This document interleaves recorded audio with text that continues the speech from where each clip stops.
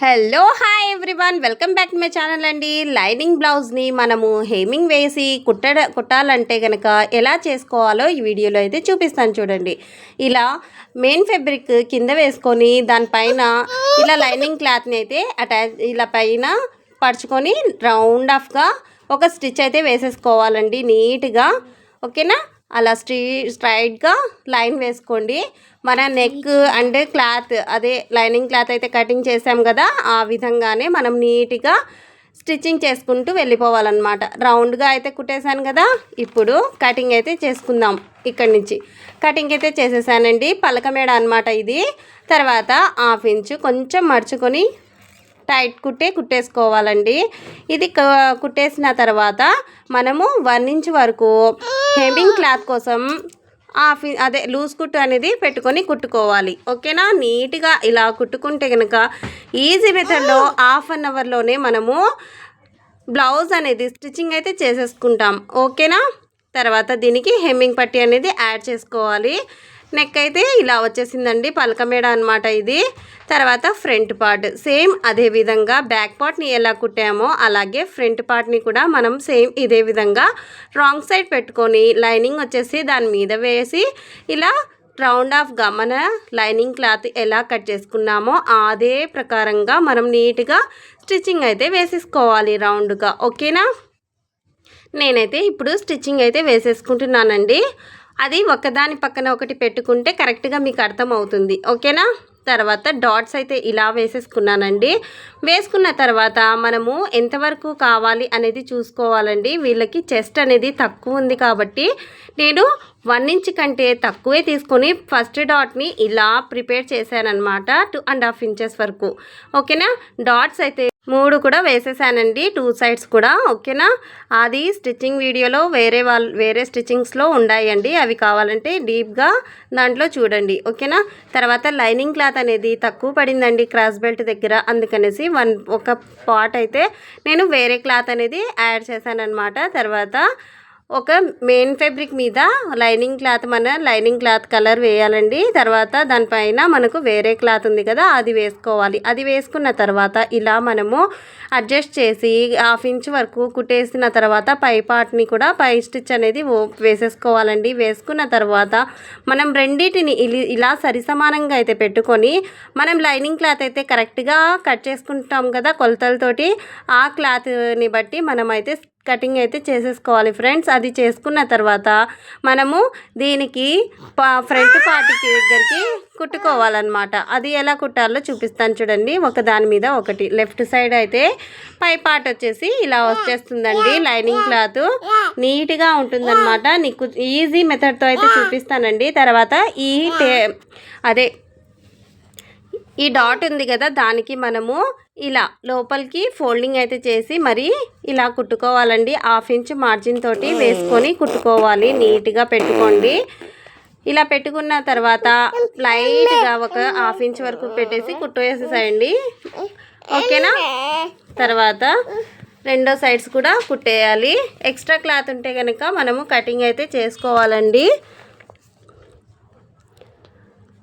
తర్వాత అది కుట్టేసిన తర్వాత బ్యాక్ పార్ట్ని బట్టి మనము ఇది 2 కరెక్ట్గా సరిసమానంగా ఉందాయా లేదా అనేది చూసుకోవాలండి. ఎందుకంటే సెంటర్ దగ్గర మనకు జాయింట్ దగ్గర తక్కువ ఎక్కువ ఉన్నా కూడా అడ్జస్ట్మెంట్ అయితే చేసుకోవచ్చు. లాస్ట్ స్టిచెస్ దగ్గరికి మనకు తక్కువ ఎక్కువ వచ్చినప్పుడు అడ్జస్ట్మెంట్ అనేది చేసుకోవాలన్నమాట. హుక్స్ పట్టి కాజపట్టి దగ్గర కూడా ఈక్వల్గా ఉండాయా లేదా అనేది కూడా చూసుకోవాలి. నేనైతే చూసుకున్నానండి, నాకైతే కరెక్ట్గా వచ్చేసింది. తర్వాత హుక్స్ పట్టి వేస్తున్నాను చూడండి. ఇది వచ్చేసి హుక్స్ పట్టి అనమాట.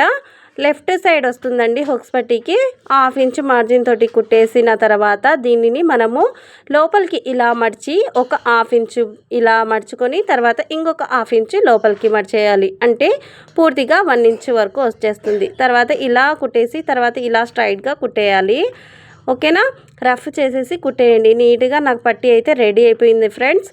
తర్వాత ఇంకొక సైడ్ కూడా సేమ్ అదే విధంగా కాజాలు అంటారు కదా, అలా వచ్చేస్తుంది అనమాట.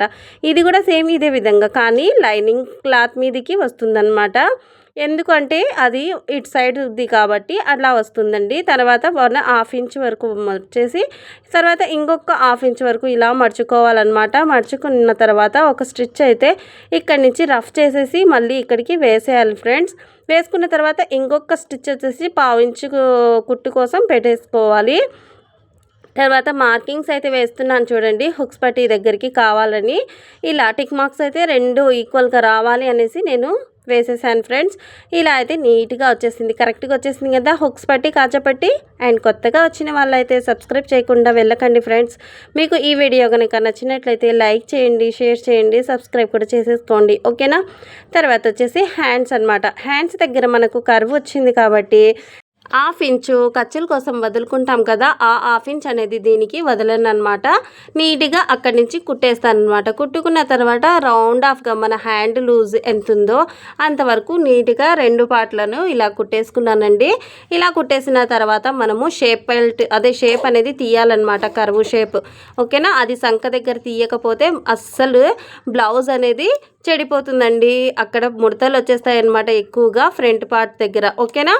అది ఇక్కడ ఇటు పెట్టాను కదండి, ఇటు సైడ్ ఒకటి అటు సైడ్ ఒకటి పెట్టిన తర్వాత ఇలా నీట్గా మనము సెంటర్కి మార్కింగ్ వేసుకున్న తర్వాత 2 ఇంచెస్ వరకు ఏం చేయకూడదండి. ఈ 2 ఇంచెస్ దగ్గర నుంచి ఇలా కొంచెంగా షేప్ అనేది తీసేయాలన్నమాట. తీసేసి ఖర్చు ఉంది కదా, ఆ ఖర్చు వరకు మనము ఇలా ఇచ్చేయాలండి. నేనైతే కుట్టిన తర్వాతే ఇలా షేప్ అనేది తీస్తాను ఫ్రెండ్స్, ముందే అయితే కట్ చేయను. ఎందుకంటే చాలామందికి కన్ఫ్యూజ్ అనేది వస్తుందన్నమాట. అది రాకుండా ఉండాలి అంటే కనుక కుట్టిన తర్వాత తీస్తేనే ఈజీగా అర్థమవుతుంది, ఓకేనా. తర్వాత షోల్డర్స్ జాయింట్స్ అయితే చేస్తున్నానండి. షోల్డర్స్ అనేది ఇలా జాయింట్ చేసుకోవాలి నీట్గా. నేనైతే జాయింట్ చేసేసాను ఫ్రెండ్స్. 2 టైమ్స్ అయితే స్టిచ్ చేసుకోండి. తర్వాత మనము హ్యాండ్స్ని తీసుకున్నాం కదా, ఆ హ్యాండ్స్ కరువు ఇచ్చింది ఫ్రంట్ పార్ట్ దగ్గరికి రావాలన్నమాట. కరువు ఇవ్వండి బ్యాక్ పార్ట్కి రావాలి. దీనికి వచ్చేసి ఇది వచ్చేసింది కాబట్టి నేనైతే ఫ్రంట్ పార్ట్లో వేస్తున్నానండి ఇది. తర్వాత సెంటర్ దగ్గర నుంచి అయితే కుట్టుకుంటానమాట. ముందు నుంచి కుడితే లాస్ట్ నుంచి కుడితే కనుక మనకు సెంటర్ దగ్గర కరెక్ట్గా రాదనమాట. అప్పుడు ముందరికి లాగేసినట్టు అయిపోతుంది. అలా లేకుండా మనము సెంటర్ నుంచి కుడితే కనుక నీట్గా ఫినిషింగ్తో వచ్చేస్తుంది అనమాట. అలా కుట్టుకొని తర్వాత ఇలా మళ్ళీ మర్చుకొని దీనిపై నుంచి ఇంకొక స్టిచ్ అనేది వేసేసుకోవాలండి. సెంటర్ దగ్గరికి వచ్చిన తర్వాత మళ్ళీ ఈ రెండింటిని కలుపుకుంటా లాస్ట్ వరకు ఎండ్ వరకు చేయాలన్నమాట. ఆ ఎండ్ వరకు చేసిన తర్వాత మళ్ళీ రిటర్న్ వచ్చేసి హాఫ్ వరకు ఎండ్ చేయాలండి. అదేనండి, చాలా నీట్ ఫినిషింగ్తో చెప్తున్నాను. మీరు ప్లీజ్ అండి లైక్ చేయండి, షేర్ చేయండి, సబ్స్క్రైబ్ చేసేసుకోండి కొత్తగా వచ్చిన వాళ్ళైతే, ఓకేనా. తర్వాత వచ్చేసి ఈ రెండో పార్ట్ని కూడా ఇలా నీట్గా కుట్టేయండి. నీట్గా వచ్చేసింది కదా, షేప్ అయితే నాకు కరెక్ట్గా వచ్చేసిందండి. తర్వాత ఇటు సైడ్ కూడా నేను ఇలాగే కుడతాను చూడండి. ఇలా కుట్టేసిన తర్వాత షేప్ని ఇలా మనము టిక్ మార్క్ వేసినాను చూడండి. కింది నుంచి అయితే కుడతానండి నేనైతే. కింది నుంచి ఎందుకు కుడతారక్క అంటారేమో, పైనుంచి కుడితే కనుక చాలామందికి డౌట్స్ అయితే చాలా వస్తాయన్నమాట.